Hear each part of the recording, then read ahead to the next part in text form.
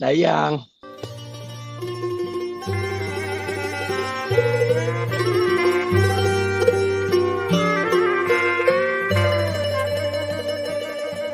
ท่านผู้ฟังกำลังให้เกียรติรับฟังสถานีวิทยุเจียงใหม่มหานคร FM 107.25 เมกะเฮิรตซ์อันดับต่อจากนี้ไปเจิญอู้จ๋ากำเมืองกับดีเจคำเพชรเจ้า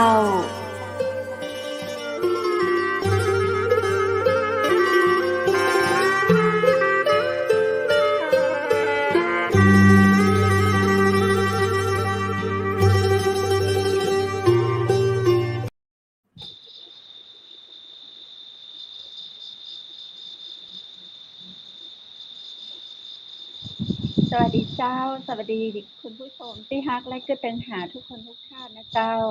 ขอต้อนรับคุณผู้ชมเข้าสู่รายการอู้จ่ากำเมืองตังเชียงใหม่มหานครเช่นเคยนะเจ้าปะกับทีมงานเชียงใหม่มหานครทุกวันจันทร์วันอังคารวันพุธและวันพฤหัสบดีและวันนี้นั้นเรากลับมาปะกันในวันอังคารที่28เดือนกันยายน2564เจ้าวันนี้เราอยู่ในช่วงของฤดูฝนไหลตี้ฝนตกนะเจ้าที่บ้านคุณผู้ชมฝนตกเลยก่อจะได้ก่อให้ระมัดระวังในสิ่งที่เราอยู่ใกล้น้ำหรือว่าหิมน้ำนะเจ้าเนาะหรือว่าในความที่น้ำจะมาตั้งใดก็ตามก็ขอให้เพิ่มความระมัดระวังไว้บ่ประมาทเนาะในช่วงฤดูฝนมันก็ต้องตกเจ้าถ้าตามปกติแล้วฝนตกปกติก็บ่เป็นอย่างเนาะแต่ถ้ามีพายุตัวมาซ้ำนี่ก็จะเกิดปัญหานะเจ้าหลายที่หลายตังก็ได้รับผลกระทบพระเจ้าและทีมงานเชียงใหม่มหานครขอส่งกำลังใจดีๆให้ทุกคนทุกท่านพ้นภัยทุกภัยนะเจ้าบอกว่าจะเป็นในเรื่องของภัยฤดูฝนภัยพายุเนาะหรือว่าภัยโควิดก็ตามเจ้าและวันนี้เราจะมาอู้จากันในเรื่องเกี่ยวกับน้ำตัวนะเจ้าน้ำหน้าฝนที่ไหลลงมาแค่จะไหลผ่านไปเราก็บ่เป็นอย่างเนาะแต่ถ้าน้ำฝนมาเป็นน้ำป่าไหลหลากเป็นน้ำที่มาสร้างความเดือดร้อนให้กับพี่น้องประชาชนของเรามาสร้างความเดือดร้อนให้กับประเทศไทยเราก็ต้องมาอู้จากันในเรื่องของน้ำห้องละเนาะเพราะทุกอย่างข้าเจ้าเชื่อว่ามีสองด้านเราเห็นว่าน้ำท่วมแล้วเราจะเนี่ยจะใดกันน้ำจะบ่าท่วมบ้านเฮาแห่งต่อไปวันนี้เจ้าข้าเจ้าได้ท่านที่จะมาเป็นแขกรับเชิญจะมาให้ความรู้มาอู้จากันเกี่ยวกับเรื่องของน้ำนะเจ้า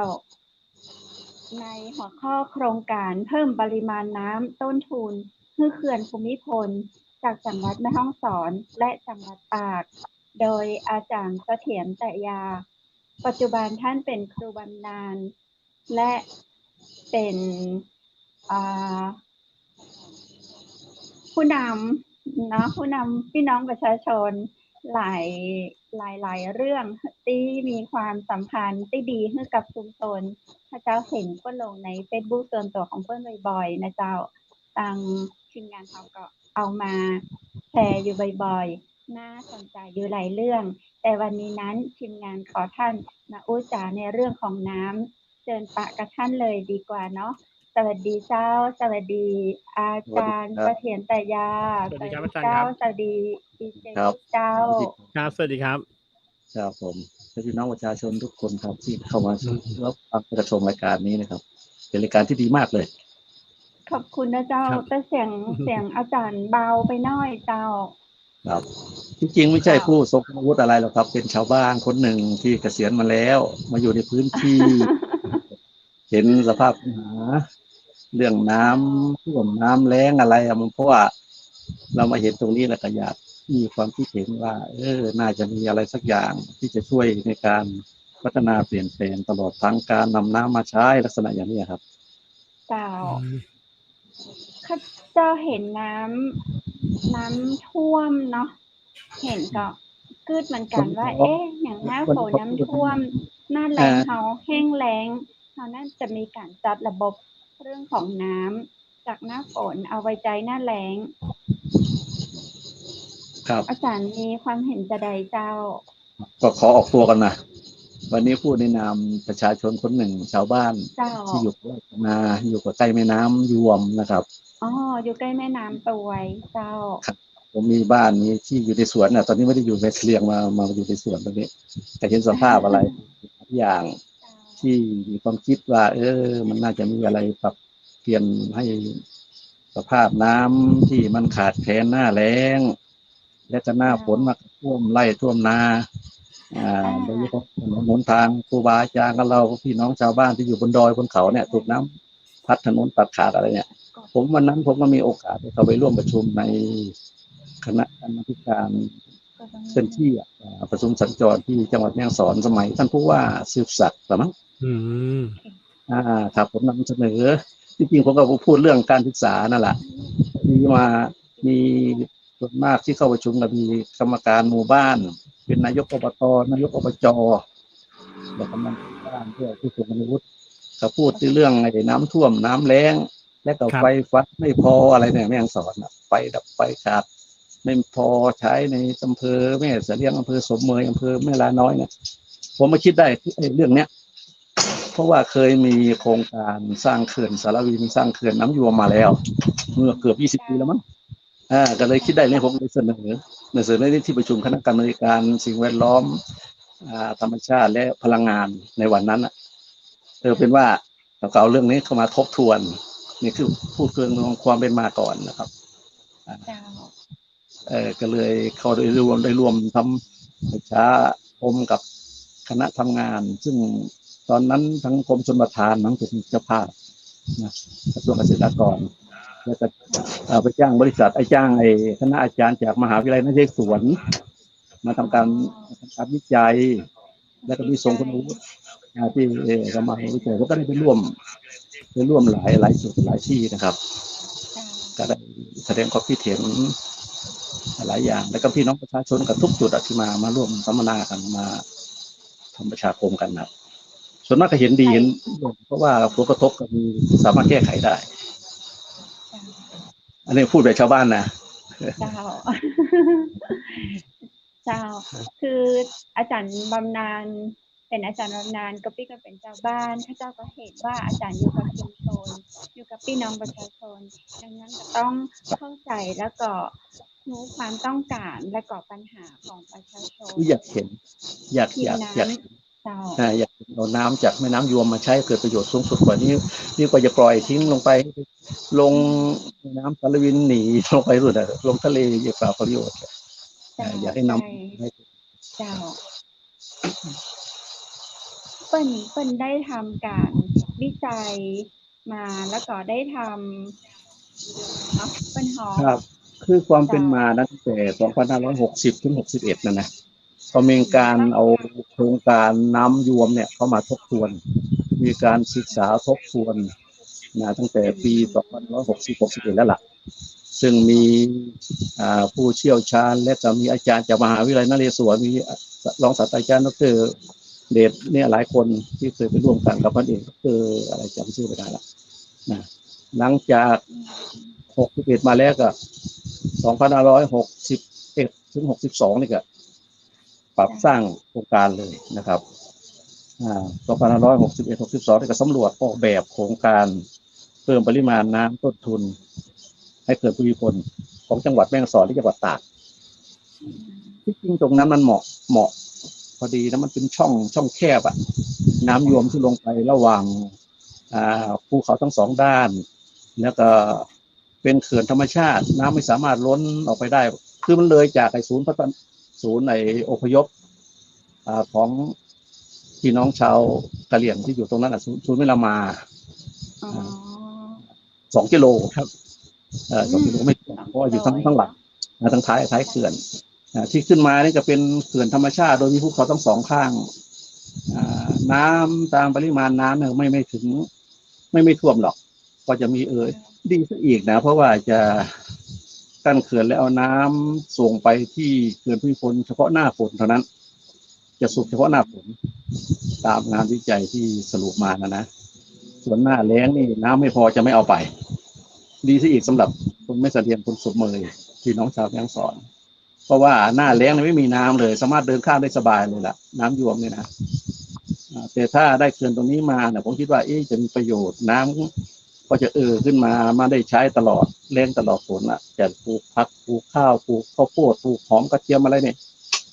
ชาวบ้านจะได้ประโยชน์มากเพราะว่าเขื่อนชลประทานที่แม่เสลียงไม่พอ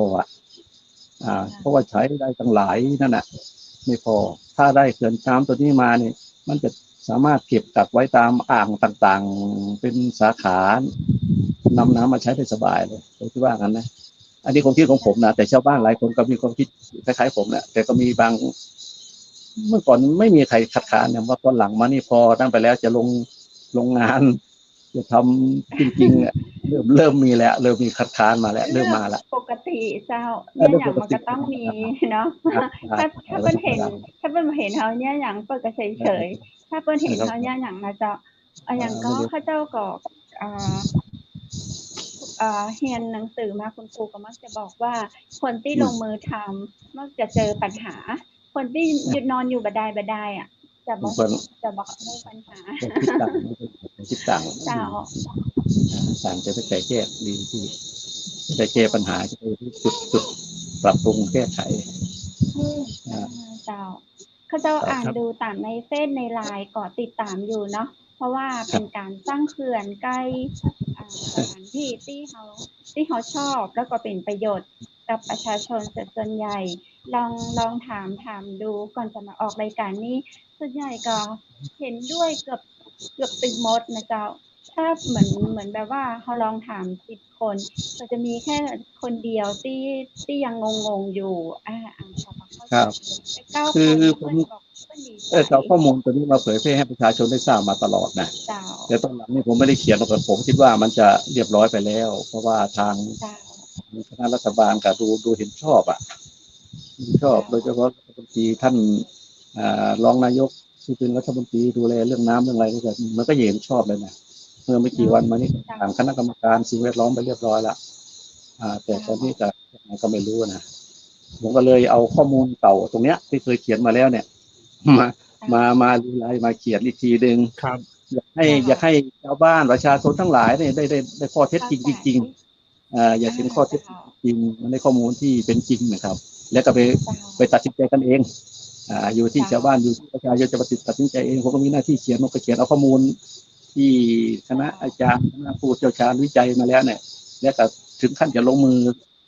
สร้างอะไรเรียบร้อยแล้วเนี่ยเป็นโครงการเรียบร้อยแล้วเนี่ยเอามาเผยแพร่ให้พี่น้องประชาชนได้อ่านได้ดูว่าข้อเท็จจริงมันเป็นอย่างนี้นะข้อมูลเป็นอย่างนี้นะแล้วก็วินิจฉัยเองตัดสินใจเองแค่นั้นเองนะครับแต่ผมเขียนมาตลอดตอนนี้ถึงบทที่8ละทบทวนเก่าแล้ว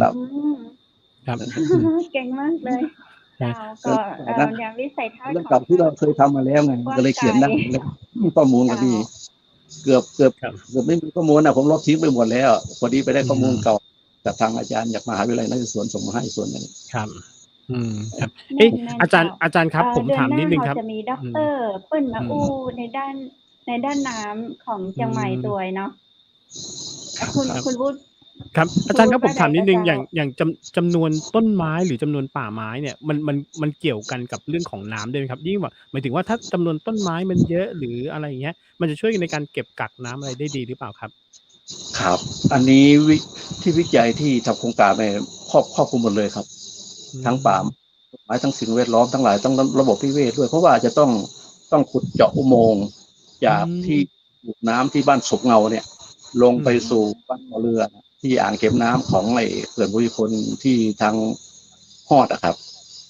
มันจะเจาะแต่เขาเจาะไปเขาจะมีจุดเก็บดินนะเก็บดินเป็นจุดแล้วก็จะมีการปลูกต้นไม้เสริมเป็น2 เท่าเลยล่ะเป็น2ดูแลรักษาถ้าต้นไหนมันตายก็ปลูกเสริมในฝันเลยเขานึกถึงแบบว่าอย่างถ้าไปญี่ปุ่นเนาะส่วนมากพวกก็จะใช้แบบเจาะอุโมงค์เขาก็ขึ้นมาตลอดว่า อย่างประเทศไทยเฮาว่าใจในระบบนี้ เออ มาได้ยินโครงการเนี้ยที่ว่าจะ คือ ทำ ส่วนหนึ่งพวกเราก็ไปเห็นจากต่างประเทศมาแล้วเราอยากได้ เพราะว่าเรามีทรัพยากรอยู่แล้ว น้ำเราก็มีโอ้โหเหลือเฟือเลย ใช่ ป่าไม้เราก็มี แล้วจะทำยังไงก็ใช้หลักวิชาการนะมีการวิจัยอย่างดี ที่ผมเขียนบทความไปตั้งแต่บทที่1จนถึงบทที่8น่ะมีเรียบร้อยอยู่ในนั้นหมดเลยครับ แต่มันไม่ อ๋อต้องติดตามเนาะ ชาวบ้านจะ ที่ หรือเปล่าก็ไม่รู้ ของท่านใจชื่อว่าเสถียร เสถียร แต่ เลยครับ ยา ตอนนี้ใช้เสถียรเลย เส ครับ ถียรเฉยๆเนาะ เขียนแต่ยาหรือเพิ่มชื่อเล่นชื่ออืม ครับ อาจารย์เจ้า ครับ ในการผันน้ำลงเขื่อนสู่เขื่อนภูมิพลนี้ นอกจากน้ำเราจะผันทั้งน้ำยวมแล้ว ก็จะได้ยินว่าจะมีทั้งน้ำปิงตังเชียงใหม่ตัวยมันก็เจ้าแล้ว ครั ก็ บครับ น้ำดาวที่ตังจังหวัดตากตัวยเนาะ น้ำปิงเนี่ยหลักอยู่แล้วล่ะ เจ้า เพราะว่าเขื่อนภูมิพลเราก็อยากน้ำปิงอยู่แล้วหลักอย่าง ใช่ทุกวันนี้ มันไม่พอ เราก็ มัน ได้ แห้ง จากน้ำปิงอ่า แต่มันบอกปอเปียงเนาะเจ้า เพราะว่าเขื่อนภูมิพลเป็นเขื่อนใหญ่สามารถจุน้ำได้ตั้ง โอ้ย 9,000 ลูกบาศก์เข้า อืม 9,662 ล้านลูกบาศก์เมตรนี่นะ เจ้า แต่มีน้ำอยู่ในเขื่อนแค่5,000 กว่าล้านเมตร ไม่ใช่พ่อ ล้านลูกบาศก์เมตรเท่านั้นเองสามารถจุน้ำได้อีกตั้ง 4,036 ล้านลูกบาศก์เมตร ใช่พ่อเดี๋ยวพูดไอ้นี่ก่อน อ่างขนาดใหญ่เลยแล้วภูมิพลเนี่ยสามารถเก็บน้ำได้เพราะฉะนั้นน้ำที่สามารถผันไปได้คือกับมีน้ำยวมน้ำทั้งนี่ละทั้งบนของเราเนี่ยวันปิงหน้าแล้งเนี่ยมันแห้งไม่พอถ้าเอาตัวนี้ไปเสริมช่วงหน้าฝนนะเวลาน้ำหลากน้ำฝนมันเหลือเฟือนี่ก็จะสูบต้องเติมเต็มให้แต่หน้าแล้งจะไม่สูบเลยตาม เจ้า ใจที่ทำไว้นั่นนะจะไม่แตะต้องเลยแล้วเป็นผลดีต่อพี่น้องแม่ฮ่องสอนด้วยล่ะ หน้าแล้งนะ เห็นไหม ว่าเป็นผลดีต่อพี่น้องแม่ฮ่องสอนต้องอันเนาะฟังแล้วก็เหมือนกับแบบคนแม่ฮ่องสอนมีน้ำใจที่จะมอบน้ำที่เหลือท่วมบ้านท่วมจองเฮาตึงวันนี้ไปให้กับคนตังภาคกลา รุ่ ง มน้ ถูกต้อง ำ ป่ะเจ้า ครับใช่ เขามีน้ำใจเนาะน้ำใจพันน้ำที่ท่วมบ้านจองเฮาตึงวันนี้อย่างตะวันนี้เนาะเฮาไม่เสลียงน้ำป่าไหลหลากอย่างเนาะอาหารเขาไปจะได้ผ่านน้ำลงไปสู่เขื่อนภูมิพลข้าเจ้าอูอีถูกพระเจ้าอาจารย์เจ้า ใช่แต่พี่น้องเขาบางคนได้รับข้อมูลมาผิดๆจะเข้าใจหรือเปล่าก็ไม่รู้นะจะช่วยกันข้อมูลจริงๆแล้วข้อเท็จจริง ก่อนน่าว่ามีมูลค่าที่ค่อนข้างจะมหาศาลทีเดียวเนาะถ้าเราทำตรงนี้ได้ถ้าคิดเป็นราคาก้าน้ำเพื่อเกษตรกรเนาะข้าเจ้าเคยได้ยินว่าลูกบาทเมตรละ3 บาทเนาะจากการประปามันก็เจ้าส่วนยังการประปาส่วนภูมิภาคขายน้ำประปาให้ประชาชนเฮาเนี่ยลูกต้นท้องจะได้ลูกบาทเมตรละ30 บาทเนาะ นั่นแหละที่คนคอยได้ จะเป็นเงินมากถึง5,400 ล้านบาทต่อปีถ้าคำนวณประมาณเนี้ยเนาะเจ้าครับแม้แต่แม่สิเลียอะไรเนี่ยนะปลาก็ไม่พอใช้นะหน้าแล้งน้ำไม่พอ เจ้า ถ้าทำเกิดตรงนี้ไว้น้ำมันจะขึ้นมาแล้วขังเอาน้ำไปทำประปาไม่สะเลียงได้สบายเลยทั้งด้านล่างเขื่อนภูมิพลกันได้สบายเลยได้หมดเลยเนาะเพราะว่าต่อไปประมาณอีก20 ปีเนี่ยเปิ้ลออกแบบมาข้าเจ้าได้ยินมาว่าเปิ้ลออกแบบมานอกจากในเรื่องของการผันน้ำเข้าสู่เขื่อนภูมิพลแล้วยังมีในเรื่องของการผลิตไฟฟ้าก่อนผ่านน้ำปิกตัวมั้งกะเจ้าครับคือทำไว้เป็น2 ขยักจะได้ไฟฟ้าเพื่อที่จะขายให้กับไฟฟ้าส่วนภูมิภาคอันนี้ก็คือเป็นรายได้ของแม่ฮ่องสอนโดยแหมเนาะครับคือจะได้ทั้งไฟฟ้าทั้งการประมงน้ำจืดทั้งแหล่งท่องเที่ยวด้วยแหละตามที่ฝังไว้ปรับภูมิทัศน์ที่ดีมากคิด ดูกันแล้วกันที่ไอ้เสือพี่วุ้นเมื่อก่อนที่ตอนสร้างใหม่ๆแห่ก็ไม่ดูไปชม เจ้า ของเราที่จะสวยกว่านั้น ใช่ อีกด้วย ใช่เนาะ แล้วเข้ามาทางแม่สอด อี อี ก ก สร้างใหม่เขาก็แห่กันไปแอล จ้ะ ไปพอไปกอยเจ้า จ้ะ ความงดงาม อันนี้ถนน ตาม จาก คื สอง น มาเมยนี่ก็สะดวกแล้วเตรียมรองรับตรงนี้เรียบร้อยจะได้ทั้งแหล่งท่องเที่ยวทั้งแหล่งอาหารโปรตีนประมงน้ำจืดนั่นนะที่ว่ากลัวไอ้ปลาสารวินปลาเก่าที่เป็นปลาพื้นบ้านปลาสะแงะปลากดมาไม่ได้เนี่ยเขามีวิธีการที่จะใช้หลักวิทยาศาสตร์ ผ่าน ของ เนาะ ของ ผ่านน้ำมาป่ามันก็ต้องมาสวย ครับในรายละเอียดเขียนได้หมดละ เจ้าโอ้ยินดีกับประชาชนชาวจังหวัดแม่ฮ่องสอนเนาะถ้าโครงการนี้ทำได้ยิ่งเลยยิ่งดีเนาะกับประชาชนเขา ดีบ่ดี ขอ นะ เขาไปกอย ไกลต่อไปถนนแต่ตัดไปเชียงใหม่เดี๋ยวลัดไปทางนี้ยิ่งสวยด้วยใกล้กว่า อ๋อ จาก เจ้า เชียงใหม่ต่อไปรองรับจังหวัด ก็จะ เชียง ได้ยิน จังหวัด ว่า เพชร นอกจากในเรื่องของการเจาะอุโมงค์น้ำเปิ้นจะมีในเรื่องของไฟฟ้าตัวแล้วก็เปิ้นจะมีเรื่องของถนนตัวอันก็แสดงว่า ถ้าต่อไปเราเดินทางเนี่ยเราก็บ่ต้องไปใจถนนที่คดโค้งอันตรายตามเส้นถ้าสองยางแม่สอด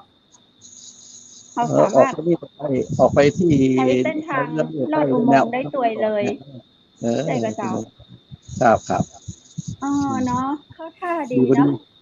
ดีพอดีจะมีรถรางมาด้วยนะรถไฟมาด้วยนะ โอ้โห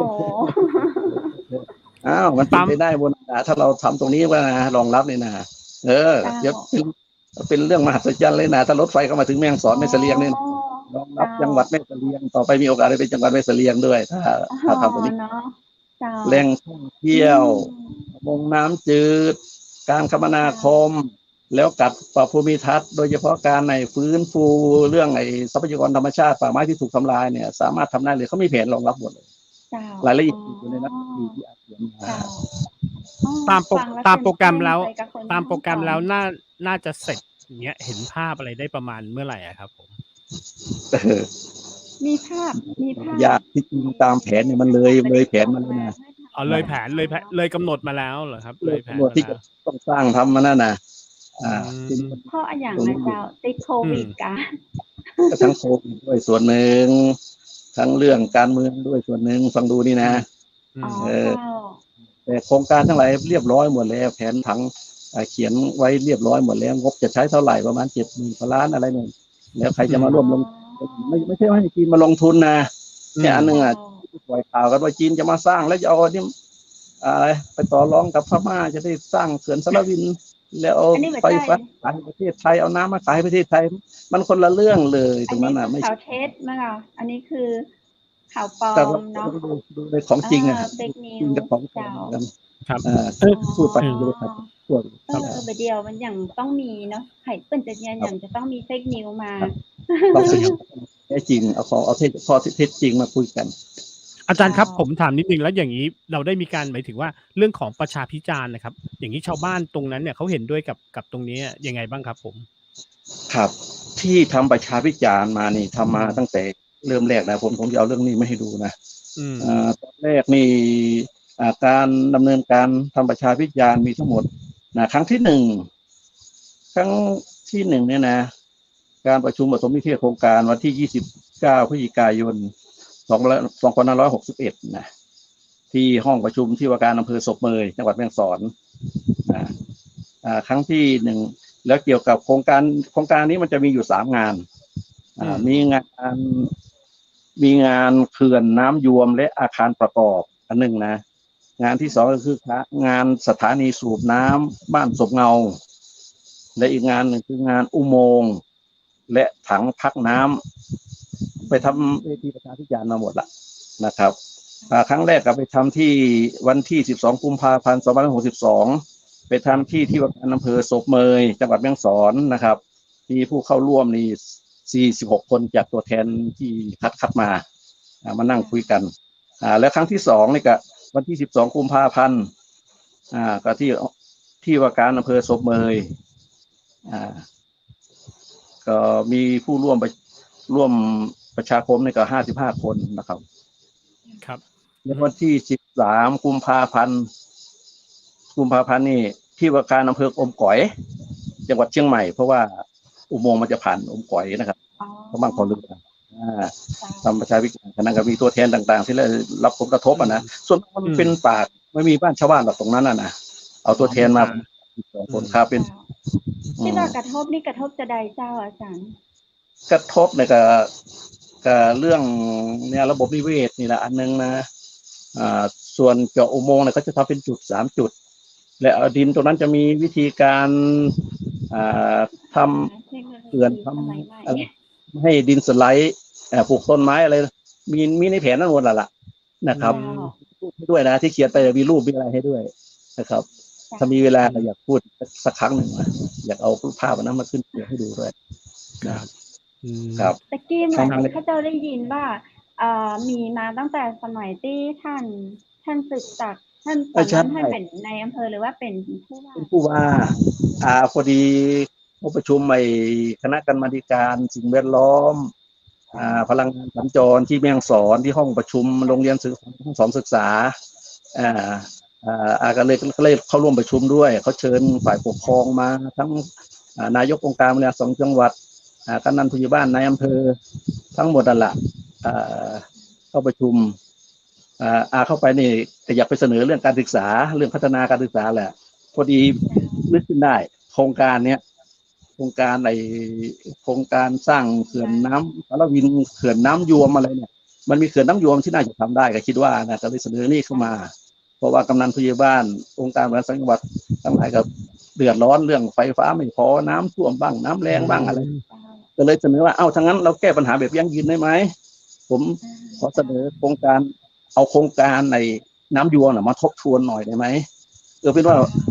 ทางคณะกรรมาธิการก็รับตรงนี้ไปจริงๆแต่ลืมไปแล้วนะไปตั้งเกือบปี2 ปีเลยเอาเขียนหนังสือมาเชิญไปร่วมประชาคมร่วมประชาวิจารณ์จะไปหลายจุดนะครับหลายจุดเนี่ยมันเป็นมาคืออย่างนี้แหละเอามาทบทวนที่เรื่องนี้มันมีมาตั้งแต่เกือบ20 ปีมาแล้วสมัยสจ.เข้ามาจำได้ไหมดูไปจำได้ไหมตั้งแต่นู่นละ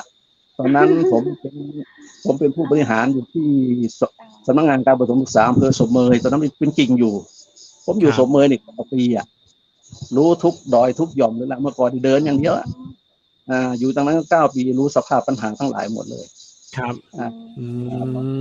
ได้เลยการเมืองที่เจ้าอ้างที่จะเข้าใจเนาะเพราะพื้นที่นี้ต้องการขาดแคลนอย่างรถไปไม่ได้แล้วเดินอย่างเดียวเป็นมองชาวบ้านรู้หมดสภาพพื้นที่9 ปีนี่นะก่อนที่จะไปเป็นผู้บริหารที่อำเภอปายแล้วก็กลับบ้านไปเสร็จอีกก็เลยนำเสนอนี่ฮะแล้วทางคณะกรรมาธิการก็เอาเรื่องนี้เข้าจริงๆเลยก็มอบให้ทางกรมชลประทานเป็นเจ้าภาพแล้วก็เชิญก็ไปจ้างบริษัทแล้วก็เชิญทางอาจารย์มหาวิทยาลัยนเรศวรเข้ามาเป็นคณะวิจัยคณะทำงานคือตอนครับคือตอนนี้มันผ่านขั้นตอนทุกอย่างก็คือหมดแล้วทั้งประชาพิจารณ์ด้วยทั้งศึกษาเรื่องสิ่งแวดล้อมด้วยทำหมดแล้วครับประชาชนในพื้นที่เนี่ยก็เห็นด้วยนะครับก็เห็นด้วยมีได้รับผลกระทบตรงที่น้ำเงาตรงนั้นประมาณ25 ครัวเรือนแล้วที่กับที่เตรียมพร้อมที่จะชดเชยให้หมดเลยถึงที่จะไม่มีโฉนดไม่มีอะไรบางคนไม่มีสัญชาติด้วยอยู่ตรงนั้นแต่พร้อมที่จะชดเชยให้หมดโดยจะมีคณะกรรมการตั้งคณะกรรมการขึ้นมาโดยมีตัวแทนท้องถิ่นเข้ามาร่วมเป็นคณะกรรมการจะได้รู้สภาพความเป็นจริงแล้วไปทดแทนเชยให้หมดเลยมีในโครงการหมด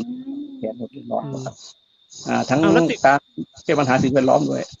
ครับเอาแล้วติดตรงไหนครับอาจารย์ตอนนี้ก็น่าจะโอเคหมดแล้วนี่ครับติดตรงที่ว่ายังไงโควิดมาพอดีแล้วครับมันการเมืองรู้อยู่แล้วจากเรียบร้อยมาแล้วตอนนี้ก็เริ่มแล้วว่าชาวบ้านไม่เห็นด้วยไม่อะไรทุกพัฒน์อย่างมีเฟกนิวผมไม่อยากพูดเรื่องนี้นะผมไม่อยากพูดเรื่องนี้นะเพราะว่าพวกคนอันนี้ถามแบบเล็กๆเลยมี NGO อะไรเข้ามาคัดค้านอะไรบ้างไหมครับน่าจะเป็นปัญหาตรงนี้ว่าเลยน่าจะเป็นปัญหาตรงนี้ประเทศไทยทำอะไรก็ตามก็มองดูแล้วก็ไม่ว่าหรอกเรื่องนี้มาบางคนกับไม่เห็นด้วย อ่า คือเราจะทำยังไง เราจะนำทรัพยากรน้ำของเราที่มีอยู่เหลือเฟือเนี่ยมาใช้เกิดประโย ให้ ชน์ มีประโยชน์สูง ดี สุดเนาะ เฉย จ้ะ มันได้ทั้งด้านเศรษฐกิจทั้งด้านการท่องเที่ยวสารพัดอย่างแหละการประมงอะไรด้วย แล้วชาวบ้านชาวนาเกษตรกรแถวเนี้ยจะได้น้ำใช้ในหน้าแล้งด้วยคือหน้าแล้งไม่พอถ้ามีเขื่อนตรงนี้ผมว่ามีแก้ปัญหานี้ได้เลยนะเพราะว่า ท่วม เฉพาะหน้าฝนเท่านั้น ส่วนหน้าฝนที่ว่าน้ำจะท่วมบ้านท่วมเมืองไม่มีได้ จะได้ แค่ประมาณ10 น้ำจากตรง หลัง นี้ นั้น ไหลไปให้เป็นประโยชน์ แค่นั้นแหละแล้วก็พร้อมมีแผนเตรียมพร้อมที่จะช่วยชดเชยอะไรเรียบร้อยหมดเลย ต้นไม้ที่ เสียไปประมาณสัก1,000 กว่าไร่นี่เขาจะสร้างป่าขึ้นมาอีก2 เท่าอีก2 เท่า แล้วถนนจะตัด พระเจ้าเชื่อว่า ตัดใหม่อีก ไปได้ดีและไปได้สวยงาม แล้วก็สามารถทำได้ตามจุดประสงค์เนาะ ลองวาดภาพ มีเป้าหมายที่ดี ครับ เจ้า มันธรรมดา ซึ่ง มันก็ต้องมี โครงการ เสียไม่เสียไม่ได้แหละแต่มันจะมีผลมากกว่ากันได้มากกว่า เขื่อน แล้วก็ เป็น น่า อ จะ ย่างก็ที่จังหวัดลพบุรีอ่ะเจ้าชื่อเขื่อนอย่างคุณผู้เจ้า เขื่อน เขื่ ช อน ล ป่า สิทธิ์ ศักดิ์ชลสิทธิ์ เขื่อนป่าศักดิ์ชลสิทธิ์ เอาใกล้ๆใกล้ๆของเราเนี่ยที่แดง พระเจ้าทำงานก็เห็นเบิ้ลมีเรื่องต่อต้านคัดค้านนักเหมือนกันนะเนาะมีแบบ โอ้ย อืม เขื่อนใน ไม่รู้ว่ามาจากไหน แต่สุดท้ายก็สำเร็จด้วยดีเนาะ เขื่อนที่แม่วังเขื่อนอะไรที่เชียงใหม่เนี่ยพอจะสร้างได้เดี๋ยวนี้ขยายทำเจาะอุโมงค์เอาน้ำจากแม่น้ำวังอะไรลงมาที่นั่นอีกแล้วส่งไปถึงนู่นแหละลำพูนแล้วมันได้รับผลประโยชน์หมดเลยลำพูนลำปาง เจ้า ทีนี้กำลังพวกที่เจาะอุโมงค์ของบริษัทนี่แหละที่จะมาเจาะให้เราเลยเนี่ยเขาก็ถามมาตลอดตอนนั้นนะตอนนั้นยังไม่มีปัญหาเขาเตรียมจะขนอุปกรณ์บางอย่างมาไว้แล้วที่งานเจาะอุโมงค์นะแต่ตอนนี้เขาก็ถ้ามีปัญหาที่ว่าใครมาค้านอะไรเนี่ยเขาไม่อยากมานี่แหละต้องดูก่อนแต่ช่วยกันคืออยากนำข้อมูล ต้อง ตรง คน นี้ไป แม่ ให้ ห้องสอนด้วยกันเจ้าว่า ครับ อันเดี๋ยวโครงการก็จะไปจังหวัดอื่นน่าเสียดายเนาะ แนว มีมาถึง แนวโน้มอะครับ นแม่ฮ่องสอนแล้ว อาจารย์เสถียรครับ แนวโน้มเนี่ย ที่อาจารย์มองไว้เนี่ย น่าจะได้ก่อสร้างกี่%นะครับผม ถ้ามองแนวโน้มเลย ผมก็คิดว่าอย่างน้อยแต่50-50นะ อ๋อ50 ครึ่ง ถ้าสภาพ 50-50นี่เอาเลย ถ้าสภาพบ้านเมืองยังเป็นอย่างนี้อยู่นะแต่เข้าในแผนหมดแล้วแม้แต่โครงการโขงเลยชีมูลเนี่ยโครงการใหญ่กว่านี้อีสานเนี่ย ในแผนหมดเรียบร้อยแล้วอันนี้ก็เข้าในแผนเรียบร้อยหมดแล้วในโครงการเรียบร้อยหมด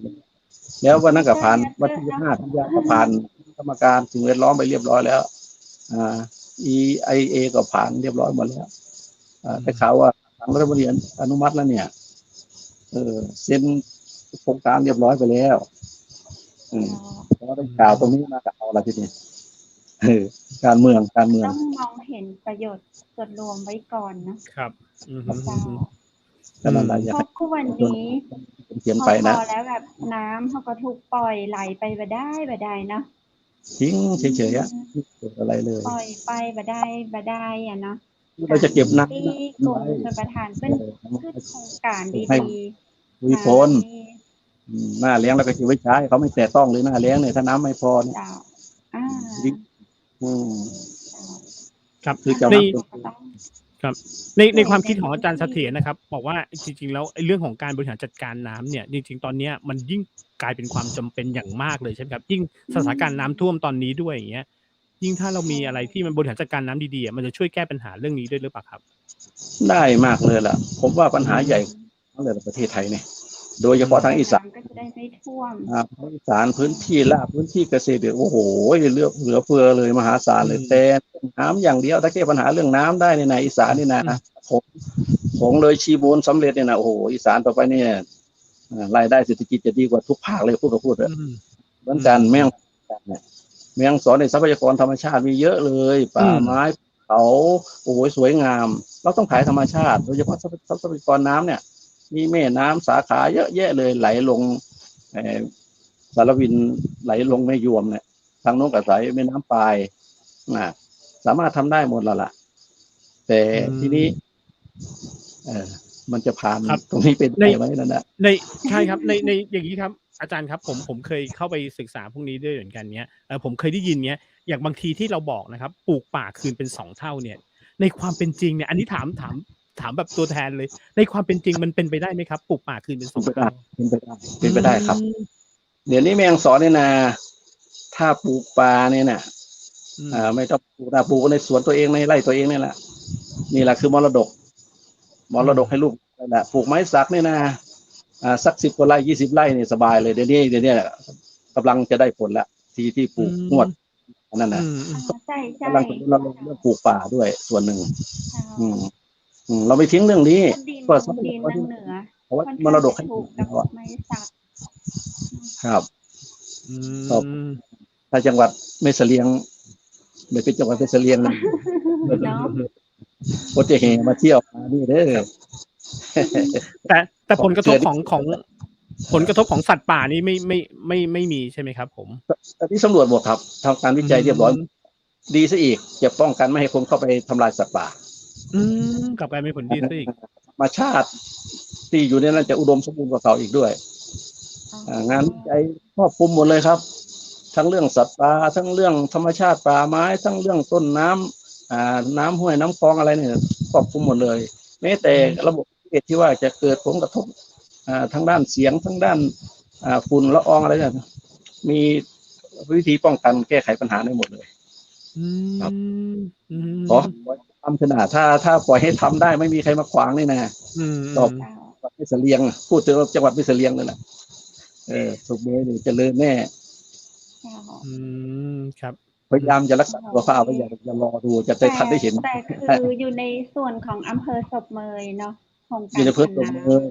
จังหวัดแม่เสลียงถ้าเจ้าแม่เสลียงได้เป็นจังหวัดไหนศพเมยจังหวัดแม่เสลียงใกล้เลยได้ดีสถานที่แบบ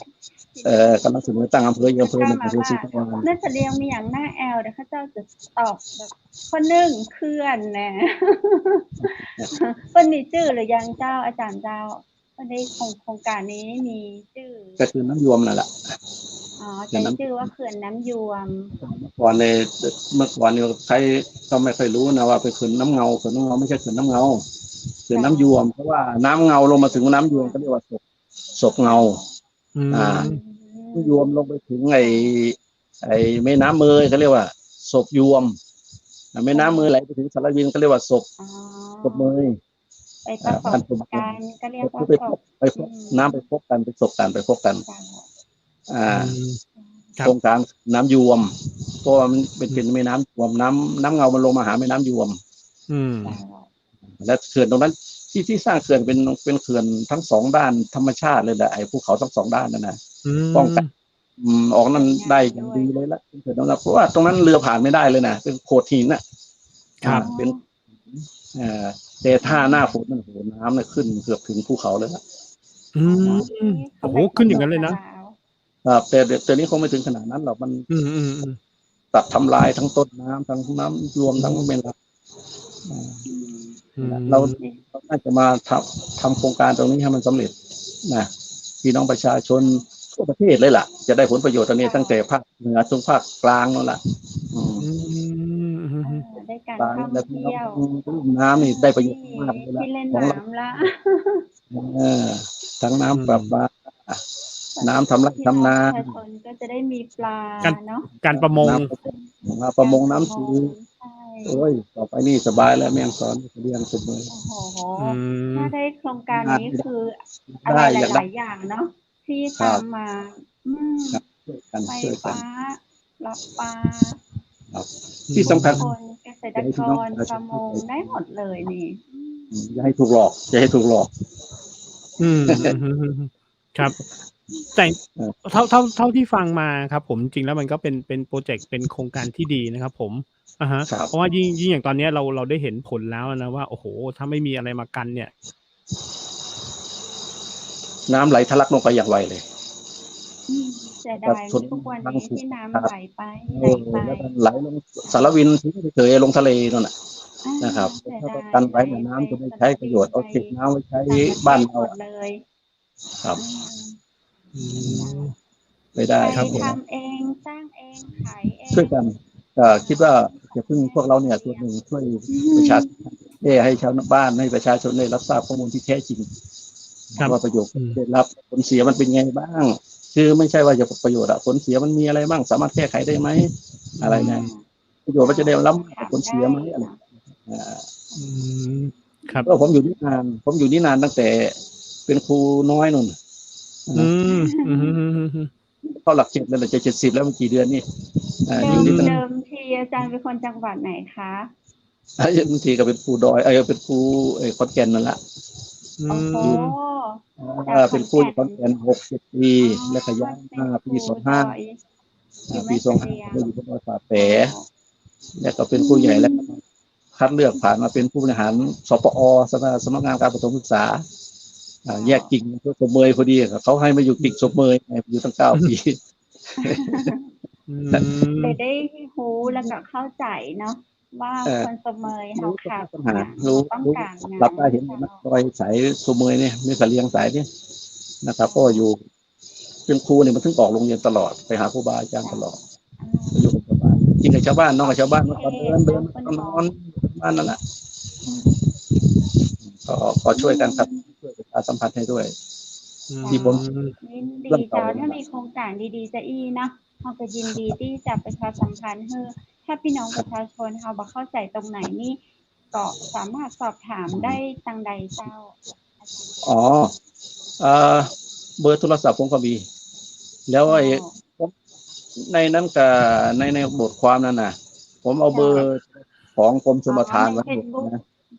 ในเฟซบุ๊กนะ ได้เลย เบอ นะ ร์ของกรมชลประทานของกระทรวงเกษตรหรือของไอ้เจ้าของเรื่องนี่อยู่ในนั้นหมดละไม่รู้ว่าตั้งแต่บทที่1ถึงบทที่8จะเขียนเรื่อยๆเขียนเรื่อยๆจนมันไม่มีอะไรจะเขียนละ ถ้าท่านใดบอกเข้าใจก็เข้าไปอ่านดูเนาะจะได้ภาพหูในความเป็นจริงนะเท็จจริงอยู่คือติดตามอย่างชัดเจนจากโครงการที่น่าสนใจนี้ ครับช่วยทำให้ชาวบ้านเข้าใจตรงนี้คือประสงค์คืออยากให้ที่เขียนนะคืออยากให้รู้ข้อมูลที่แท้จริงก็มีทั้งด้านดีด้านเสียจะไปฟังความด้านเดียว และที่พูดกันมาที่เขียนกันมาที่ไปเยอะๆกันเนี่ยมีจะพูดเรื่องที่ไม่ค่อยไม่เป็นจริงมันก็ใช่ผลเสียใช่นั่นแหละแต่เขามีวิธีแก้อยู่วิธีแก้ปัญหาอยู่นะแล้วชาวบ้านจะชาวบ้านทำได้คนที่นำข้อมูลเท็จข่าวสารเท็จไปพูดให้ชาวบ้านฟังล่ะหน้าไม่น่าเลยครับแต่ถ้าหมดโควิดแล้วครับอาจารย์เสถียรครับจริงๆแล้วเนี่ยเราก็ไม่ถึงกับต้องเริ่มนับ1ใหม่ถูกไหมครับเพราะว่าเราทำเนี่ยมาถึงแบบโอ้โหถ้าเปรียบเทียบเป็น100เนี่ย70-80%แล้วอย่างเงี้ยครับไม่ใช่80%คือ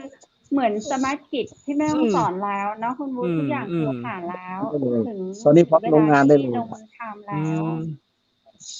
พร้อมโรงงานได้เลยล่ะเพราะว่าทำวิจัยมาเรียบร้อยแล้วทำแผนทำโครงการแต่ละจุดตั้ง3 งานเรียบร้อยหมดแล้วจะใช้งบเท่าไหร่จะแก้ปัญหายังไงมีหมดเรียบร้อยเหลืออย่างเดียวเหลือจะไปโรงงานนั่นเองไปทำนั้นไปทำนั้นถ้ามันราบลื่นนะถ้าไม่มีปัญหาอะไรนะพอดีมันคงด้วยส่วนหนึ่งน่าจะมีปัญหานะเพราะว่ามันเป็นประโยชน์กับประเทศเลยเป็นประโยชน์กับประชาชนคือผมว่าที่มันมีปัญหาผมไม่เข้าใจพี่น้องบางให้กับจังหวัดด้วยถ้าทำเข้าใจแบบนี้ครับมารับเรื่องจะดีก็จะได้ขายของต้อนรับนักท่องเที่ยวนะปลาตัวใหญ่ๆคือพอเสร็จบินเข้ามาด้วยใช่ไหมคะสังเกตไหมคนส่วนมากไม่ค่อยมาไม่ค่อยมาเที่ยวแม่ฮ่องสอนเพราะอะไรเพราะว่าส่วนมากเขาจะไปเชียงรายเชียงใหม่ถ้าไม่ตั้งใจมาไม่ถึงแม่ฮ่องสอนไม่เสลียงนะต้องสังเกตเพราะว่ามันแยกออกมาทางตะวันตกทางที่ถนนหนทางเขาบอกว่าโอ้1,800 โค้งอันตรายกลัวอะไรเนี่ยที่จริงไม่ถึงขนาดนั้นเจริญแล้วเราวิ่งทุกวันไม่เห็นเป็นอะไรเลยยิ่งจะดีเลยแหละเป็นแหล่งท่องเที่ยวที่โอ้โหเห็นภาพในจีนนะจีนที่ว่ามีมณฑลหนึ่งที่ว่าโอ้โห ทีนี้ว่าไปอะไรไม่ได้เลยคนเข้าไปถึงตอนนี้เป็นแหล่งท่องเที่ยวที่สวยงามมากเลย ครับ แล้วนาบันไดเขาทำน่ะโอ้โหสวยของเราเนี่ยนาขั้นบันไดมาดูที่แม่ฮ่องสอนสมเมยไม่เสลียงนี่แหละมาดูเถอะสวยเลยล่ะ ของจริงเลยไม่ต้องสร้า ของ งจริงเลยนะครับ ธรรม ชาติดี ชาติเลย ยิ่งมีน้ำมีอะไรมานั่นอีกมีแหล่งท่องเที่ยวมีถนนเข้ามาสะดวกสบายยิ่งจะนำรายได้มาสู่แม่ฮ่องสอนไม่เสลียงมากๆเลย จ้า นะครับ เนาะ เศรษฐกิจก็แล้วเป็นการจ้างงานคนในพื้นที่ด้วย จ้า จ้างงานในมหาศาลเลยล่ะคนในพื้นที่เนี่ยมีงานทำมีรายได้ ใช่เงินก็จะสะพัดขึ้นนะคะประชาชนมีรายได้ก็จะ ไม่รู้ ดี ผมจะมองแง่บวกเกินไปหรือเปล่า ที่ดีขึ้น หนูยังมองภาพและเห็นตามด้วยเลยจ้าเพราะ แค่คิดก็ การ มีความสุขแล้วแค่คิดก็มีความสุข ทำโครงการดีๆ แบบนี้เนาะเราเคย อยากให้มีอยากเห็น ต่างจังหวัดที่เขาทำไงอย่าง ครับค เขื่ รั อบ นป่าสักอย่างเงี้ยค่ะ อืม อืม ช่วยกัน ครับก็น่าจะเป็นอีกหนึ่งแลนด์มาร์กนะที่จริงๆแล้วน่าจะเกิดขึ้นได้นะในอนาคต จ้า อันใกล้นี้นะครับ โอ้ถ้าเกิดขึ้นได้เนี่ยโอ้โหคุณ ใช่ คุณมหัศจรรย์เลยล่ะ ทั้งท่องเที่ยวทั้งผลประโยชน์รายได้ทั้งหลายทั้งมวลน่ะนะจะเป็นแหล่งเชื่อหน้าชูตาของประเทศไทยเลยล่ะ ถ้าทำได้นะ อืม จ้า ทำได้นะ เอาน้ ขั้นบันไดเอาน้ำมาทำ ให้คนไท เป็น ย แหล่ง เนาะ อย่างสวยงามเลยแหละ ได้ยินพระองค์ท่านเนาะสมัยท่านเสด็จมาที่จังหวัดแม่ฮ่องสอนที่ท่านบอกว่าพระองค์ท่านเหมือนต้นไม้แล้วก็พระราชินีท่านเหมือนเป็นน้ำคอยดูแลกันเนี่ย ถ้าเรา คิดถึงพระองค์ท่าน ได้ำเข้าประเทศไทยท่านบอกว่า เป็นความน่าภาคภูมิใจเหมือนเราได้ทำอะไรให้กับเนาะให้กับประเทศไทยจริงๆ มีพระราชดำรัสของในหลวงร.9 ท่านบอกว่า หลักสำคัญว่าต้องมีน้ำบริโภค น้ำใช้น้ำเพื่อการเกษตรเพาะปลูก เพราะว่า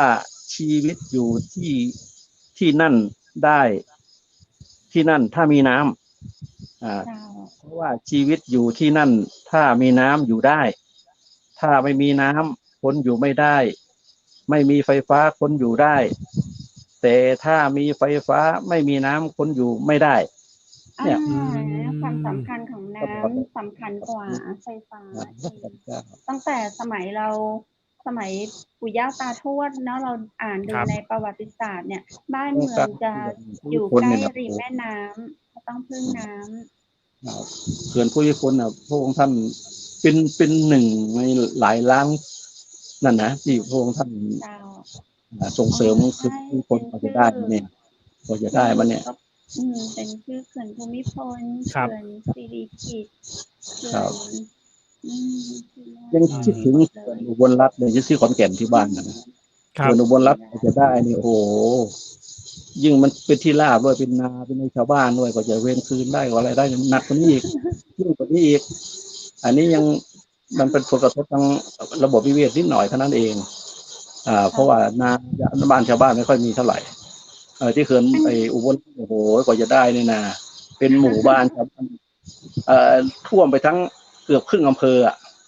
ที่เขื่อนภูมิพลเขื่อนอุบลรัตน์เนี่ยนะยังทำได้เลย ตอนนี้สบายเลยยังทำได้เลย กำลังใส่คนที่คิดค้นโครงการดีๆนี้เจ้าช่วงสุดท้ายของรายการแล้วเจ้ามีอันคุณผู้ชมเนาะคุณบอกว่าโครงการผันน้ำจากกลุ่มน้ำยวมสู่ลุ่มน้ำปิงและเขื่อนภูมิพลโครงการนี้จะนำน้ำจากบริเวณภาคเหนือที่ตะวันตกของประเทศที่ครอบคลุมพื้นที่3จังหวัดคือจังหวัดแม่ฮ่องสอนเชียงใหม่ตากเป็นบริเวณรับน้ำฝนที่ตกในฤดูฝนกว่า 20,000 ตารางกิโลเมตรเท่ากับเป็นบริเวณพื้นที่ 5% ของพื้นที่ประเทศไทยทั้งหมดน้ำเป็นทรัพยากรอันมีค่าและมีราคาน้ำที่จะส่งไปยังเขื่อนภูมิพลมีปริมาณถึง 1,800 ลูกบาศก์เมตรต่อปีนับว่ามีมูลค่ามหาศาลคิดเป็นราคาค่าน้ำเพื่อการเกษตรลูกบาศก์เมตรละ3 บาทจากการประปา เหมือนดีเจคัมเพชพูด การประปาส่วนภูมิภาคขายน้ำประปาให้ประชาชนลูกบาศก์เม็ดละ30 บาท ก็จะเป็นเงินถึง 5,400 ล้านบาทต่อปี และถ้ากรมชลประทานออกแบบให้มีการผลิตไฟฟ้าก่อนผันน้ำกลับ ก็จะได้ไฟฟ้าเพื่อขายให้กับไฟฟ้าส่วนภูมิภาคได้อีก 8,760 ล้านบาทต่อปี และทางเขื่อนภูมิพลก็สามารถผลิตไฟฟ้าขายได้อีก 8,760 ล้านบาทต่อปีเหมือนกัน จึงนับได้ว่าเป็นโครงการที่เยี่ยมยอดที่สุดที่เคยมีในประเทศไทย เพราะการลงทุนของโครงการนี้คุ้มสุดคุ้มครับ สรุปว่าจะได้รับเงินค่าน้ำและค่าไฟต่อปีเป็นเงิน 20 เท่าไหร่เนี่ยใน10 ล้าน ที่ร้าน 22,920 ล้านบาท อ่า อัน โอ้ นี้ ปลดหนี้เลยนะ โอ้โห เรา ปลดหนี้ ประเท ปล ศ ดห ไท นี้ ย ปลดหนี้ประเทศไทยเลย ใช่ ต้องบอกให้นายกค่ะ เราจะได้ไม่เป็นหนี้ ได้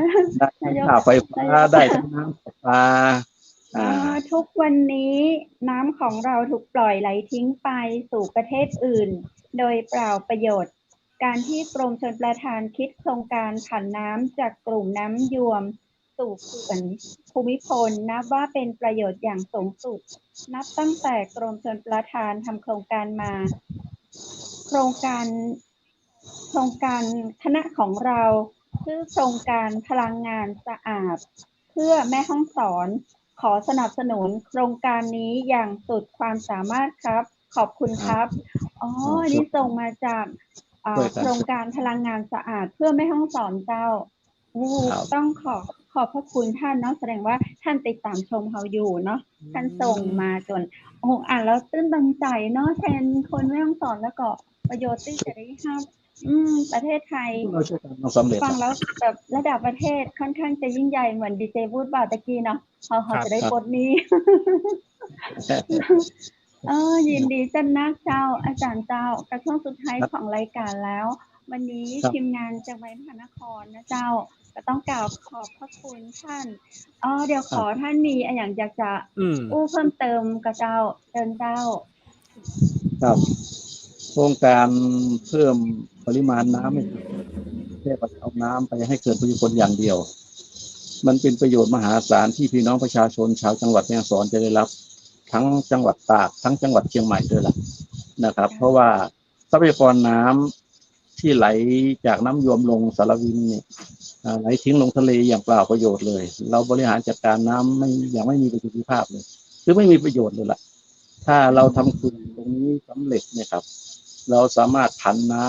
ำมาใช้ในด้านการเกษตรด้านการประมงและจะสร้างงานให้ชาวบ้านด้วยแล้วน้ำตรงนี้ที่เหลือจากหน้าฝนมันล้นมันเกินใช้ตัวเกินที่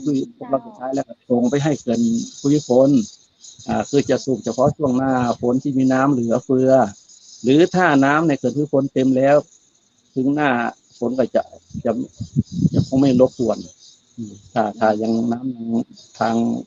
เมสเดียงทางแม่ฮ่องสอนยังไม่พอเนี่ยทางโน้นจะเป็นรบกวนเลยเราก็ฝากไว้ครับเขาสามารถแบ่งปันได้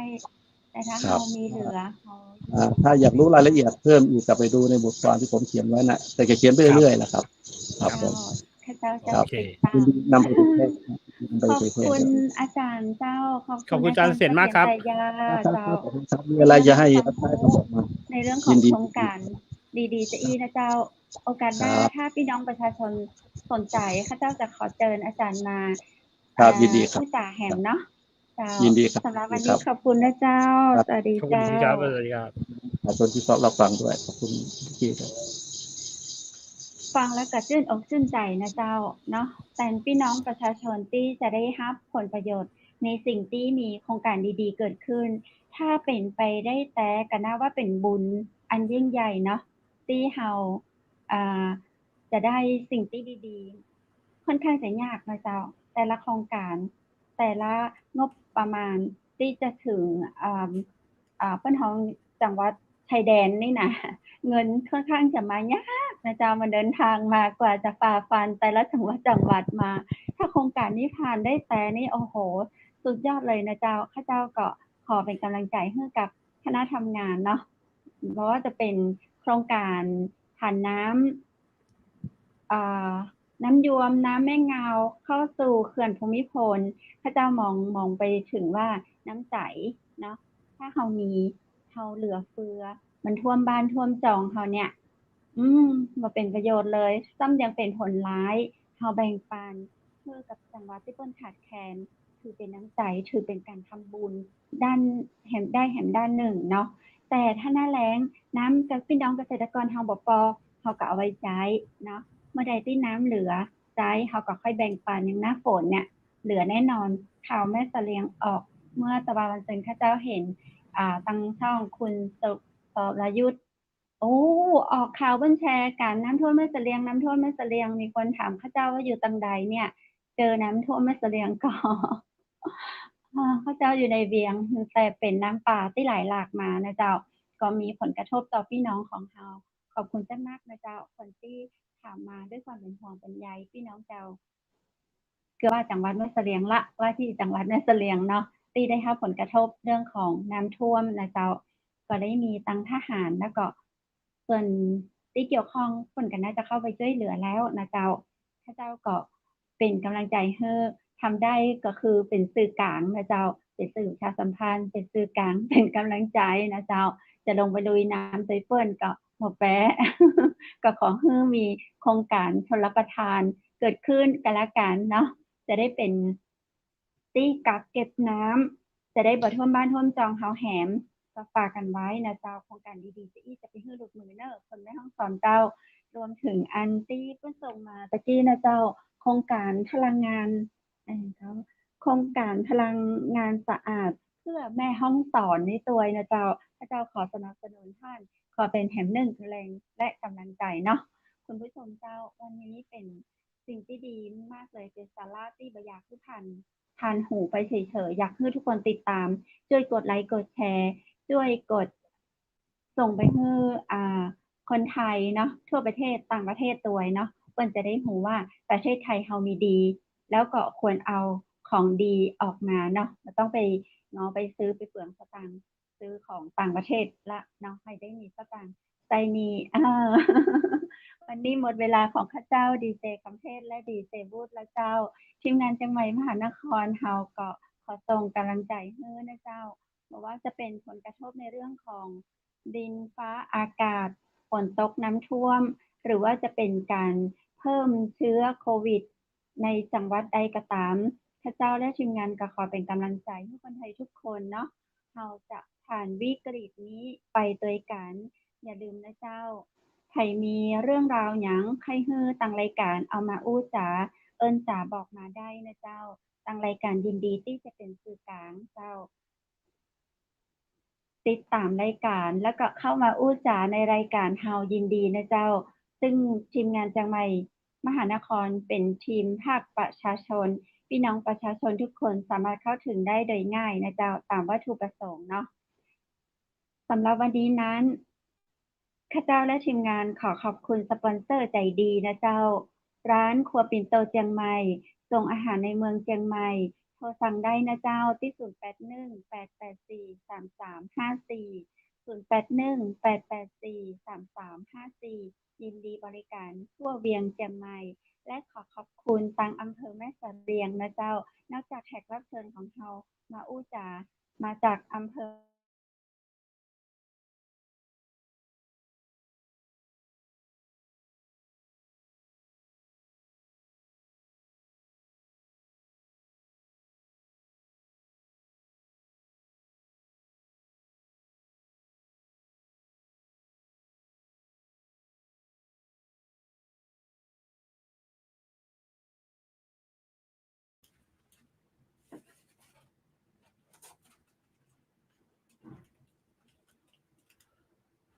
คุณเพชรค้างหรือเปล่าคุณเพชรอินเทอร์เน็ตไม่ดีหรือเปล่าครับ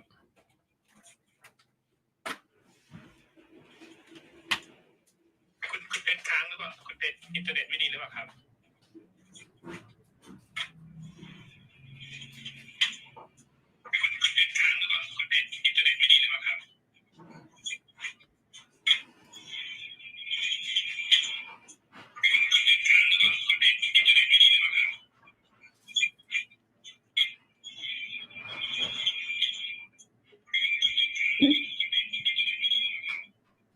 ลาคุณผู้ชมอีกทีครับ ขอสุมานะเจ้า อ่าฮะครับลาอีกทีครับ เจ้าข้าเจ้า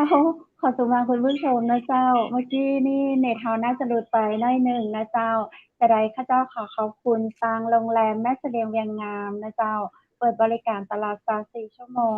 สามารถโทรสอบถามรายละเอียดการเข้าห้องพักได้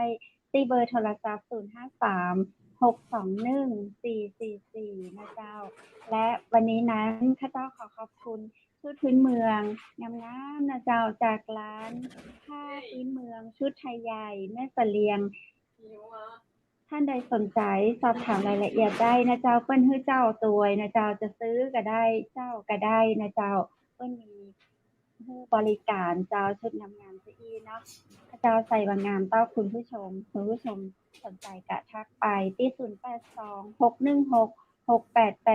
0826166889นะเจ้าและขอขอบคุณคุณผู้ชมทุกคนทุกท่านนะเจ้าที่อยู่เป็นกำลังใจกัน1 ชั่วโมงเต็มๆวันนี้นะเจ้าเอาสาระดีๆมาฝากกันเนาะพรุ่งนี้ก็เช่นกันเจ้ามีเรื่องราวดีๆจากทีมงานเชียงใหม่มหานคร 2 ทุ่มถึง 3 ทุ่มเจ้าคุณผู้ชมมีเรื่องราวอย่างที่อยากจะประสานงานกับติด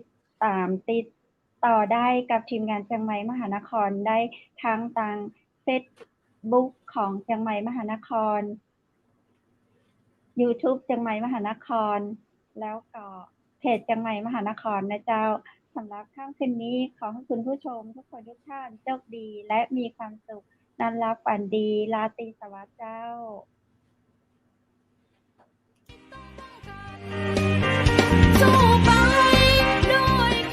สถานีวิทยุเจียงใหม่มหานคร 107.25 เมกะเฮิรตซ์ ขอแสดงความห่วงใยและเป็นกำลังใจให้ทุกท่านในช่วงการระบาดของโรคโควิด -19 ในครั้งนี้ เพื่อลดความเสี่ยงควรสวมหน้ากากอนามัยทุกครั้งล้างมือเป็นประจำขอให้อยู่ที่บ้านให้นักที่สุดด้วยความปรารถนาดีจากหมู่เฮาเจ้าเจียงใหม่มหานครสนับสนุนโดยกาแฟโกแม็กคอฟฟี่และโรงแรมแม่เสรียงเวียงงามโทร 053-621-444 และ 081-595-2883